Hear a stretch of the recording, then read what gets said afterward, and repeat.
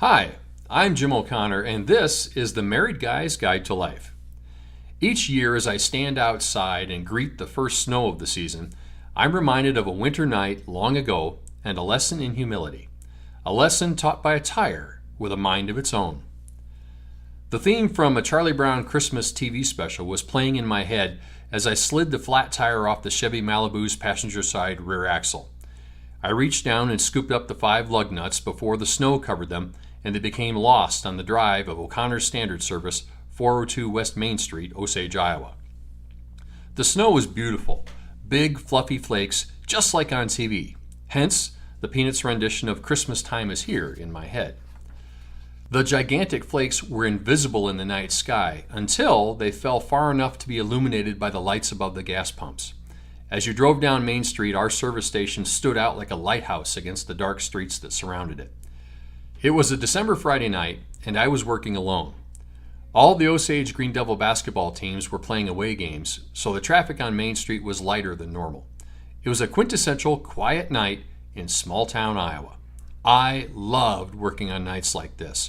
All was quiet, all was peaceful. The Malibu was parked on the edge of the drive, just outside the office door. I carried the flat tire into the back room. I loved fixing tires.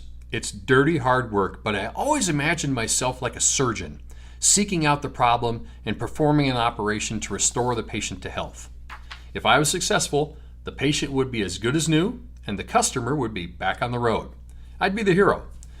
If it couldn't be fixed, then the nominal cost of repair would be replaced by the expense of a new tire, and I'd be the surgeon whose patient had died on the table. A new steel-belted radial wasn't cheap, so the pressure was on to fix the old tire. I used the pneumatic tire machine to remove the tire from the rim. I then located and extracted the offending nail, patched the hole, remounted the tire, and balanced it. The whole process took less than 15 minutes. Another success. As I rolled the reinflated tire from the back room and through the office to the front door, I noticed the snow was falling harder. It was more than an inch deep, so the tire left a clear track in the fresh snow as I reached the axle. I heard the telephone ring just as I was crouching down to lift the tire and slide it onto the axle's lug bolts.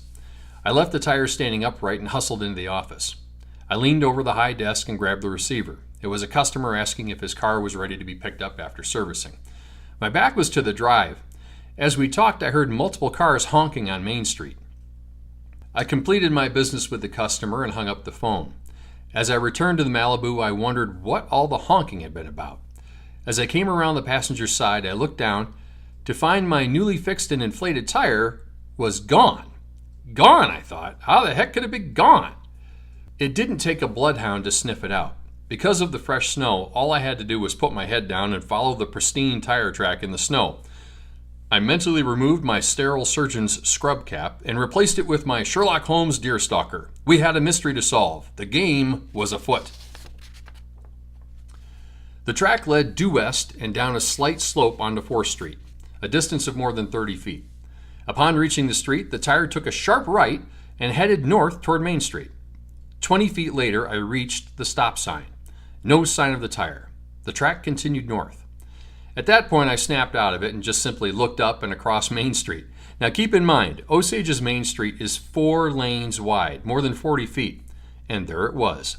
The tire in question had miraculously rolled across 4 lanes of traffic, finally coming to rest in the middle of the street at the corner of 4th and Main. Now I knew what the car horns had been all about. Happily, no one had been injured, and more importantly, I didn't have to explain to my dad how I'd single-handedly caused a traffic accident without even being present.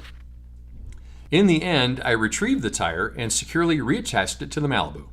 As I tightened the final lug bolt, it became clear to me that just like in the hospital, the doctor's job isn't finished until the patient is safely out the door. It was a serious lesson, but I also had to laugh, and I still do every year.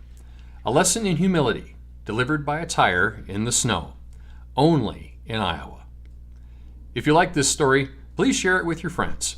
Thanks.